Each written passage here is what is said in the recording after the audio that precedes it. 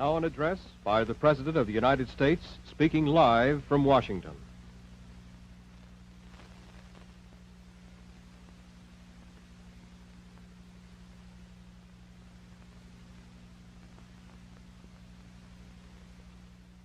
Good evening, my fellow citizens. This afternoon, following a series of threats and defiant statements, the presence of Alabama National Guardsmen was required on the University of Alabama to carry out the final and unequivocal order of the United States District Court of the Northern District of Alabama. That order called for the admission of two clearly qualified young Alabama residents who happened to have been born Negro. That they were admitted peacefully on the campus is due in good measure to the conduct of the students of the University of Alabama who met their responsibilities in a constructive way. I hope that every American, regardless of where he lives, will stop and examine his conscience about this and other related incidents. This nation was founded by men of many nations and backgrounds. It was founded on the principle that all men are created equal, and that the rights of every man are diminished when the rights of one man are threatened. Today we are committed to a worldwide struggle to promote and protect the rights of all who wish to be free. And when Americans are sent to Vietnam or West Berlin, we do not ask for whites only. It ought to be possible, therefore, for American students of any color to attend any public institution they select without having to be backed up by troops. It ought to be possible for American consumers of any color to receive equal service in places of public accommodation, such as hotels and restaurants and theaters and retail stores, without being forced to resort to demonstrations in the street. And it ought to be possible for American citizens of any color to register and to vote in a free election without interference or fear of reprisal. It ought to be possible, in short, for every American to enjoy the privileges of being American without regard to his race or his color. In short, every American ought to have the right to be treated as he would wish to be treated, as one would wish his children to be treated. But this is not the case. The Negro baby born in America today, regardless of the section of the state in which he is born, has about one-half as much chance of completing a high school as a white baby, born in the same place on the same day. One-third as much chance of completing college. One-third as much chance of becoming a professional man. Twice as much chance of becoming unemployed. About 1/7 as much chance of earning $10,000 a year. A life expectancy which is 7 years shorter, and the prospects of earning only half as much. This is not a sectional issue. Difficulties over segregation and discrimination exist in every city, in every state of the Union, producing in many cities a rising tide of discontent that threatens the public safety. Nor is this a partisan issue.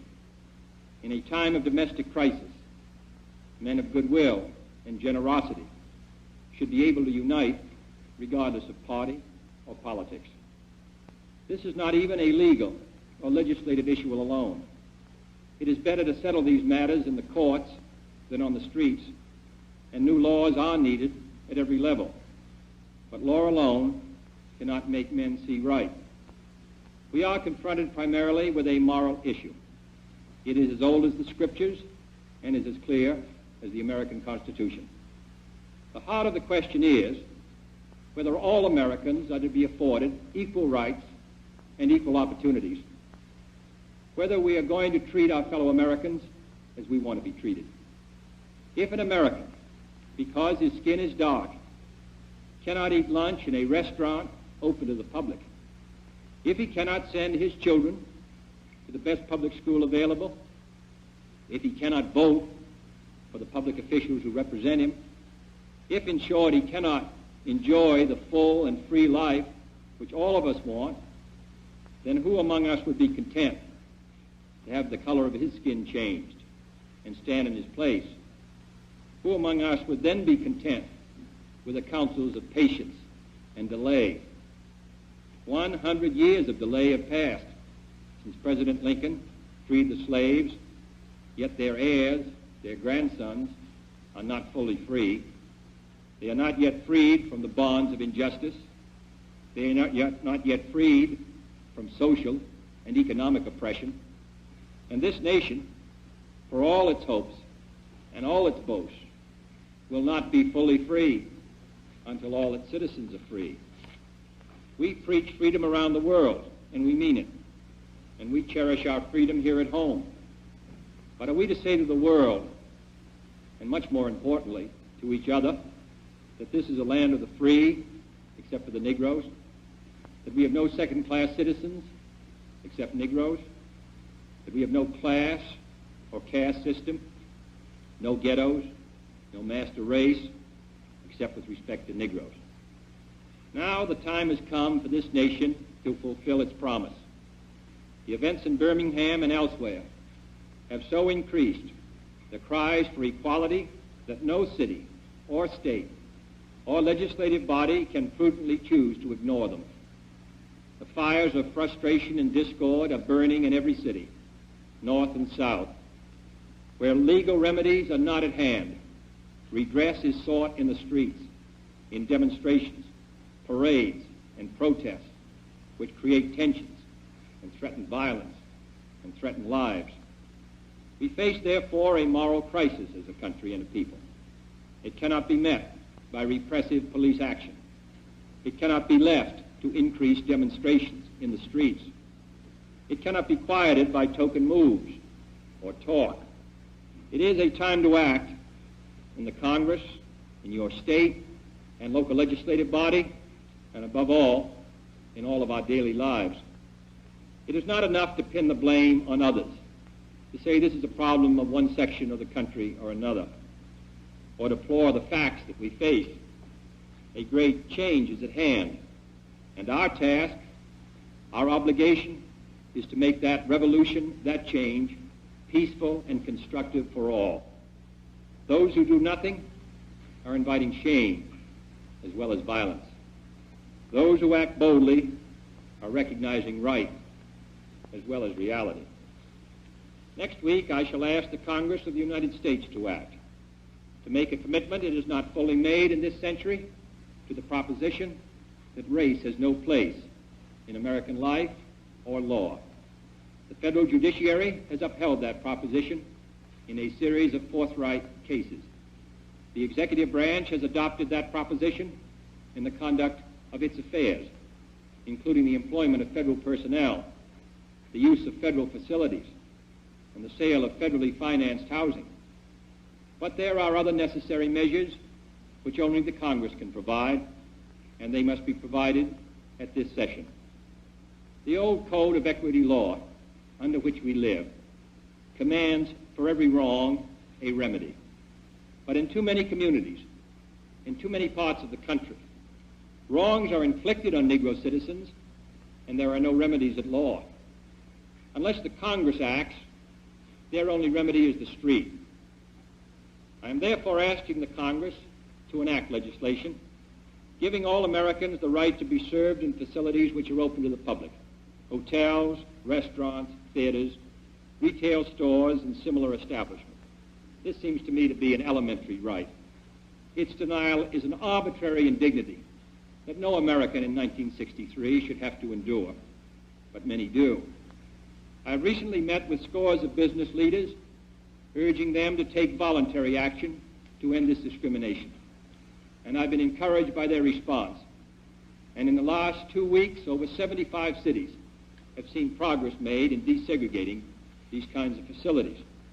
But many are unwilling to act alone. And for this reason, nationwide legislation is needed if we are to move this problem from the streets to the courts. I'm also asking Congress to authorize the federal government to participate more fully in lawsuits designed to end segregation in public education. We have succeeded in persuading many districts to desegregate voluntarily. Dozens have admitted Negroes without violence. Today, a Negro is attending a state-supported institution in every one of our 50 states, but the pace is very slow. Too many Negro children entering segregated grade schools at the time of the Supreme Court's decision 9 years ago will enter segregated high schools this fall, having suffered a loss which can never be restored. The lack of an adequate education denies the Negro a chance to get a decent job. The orderly implementation of the Supreme Court decision, therefore, cannot be left solely to those who may not have the economic resources to carry the legal action, or who may be subject to harassment. Other features will be also requested, including greater protection for the right to vote. But legislation, I repeat, cannot solve this problem alone. It must be solved in the homes of every American, in every community across our country. In this respect, I want to pay tribute to those citizens north and south who've been working in their communities to make life better for all. They are acting not out of a sense of legal duty, but out of a sense of human decency. Like our soldiers and sailors in all parts of the world, they are meeting freedom's challenge on the firing line, and I salute them for their honor and their courage. My fellow Americans, this is a problem which faces us all, in every city of the North as well as the South. Today, there are Negroes unemployed 2 or 3 times as many compared to whites. Inadequate education, moving into the large cities, unable to find work, young people particularly out of work, without hope, denied equal rights, denied the opportunity to eat at a restaurant or a lunch counter or go to a movie theater, denied the right to a decent education, denied almost today the right to attend a state university even though qualified. It seems to me that these are matters which concern us all, not merely presidents or congressmen or governors, but every citizen of the United States. This is one country. It has become one country because all of us and all the people who came here had an equal chance to develop their talents. We cannot say to 10% of the population that you can't have that right, that your children can't have the chance to develop whatever talents they have, that the only way that they're going to get their rights is to go in the street and demonstrate. I think we owe them and we owe ourselves a better country than that. Therefore, I'm asking for your help in making it easier for us to move ahead and to provide the kind of equality of treatment which we would want ourselves, to give a chance for every child to be educated to the limit of his talent. As I've said before, not every child has an equal talent or an equal ability or equal motivation, but they should have the equal right to develop their talent and their ability and their motivation, to make something of themselves. We have a right to expect that the Negro community will be responsible, will uphold the law, but they have a right to expect that the law will be fair, that the Constitution will be colorblind, as Justice Harlan said at the turn of the century. This is what we're talking about, and this is a matter which concerns this country and what it stands for. And in meeting it, I ask the support of all of our citizens. Thank you very much.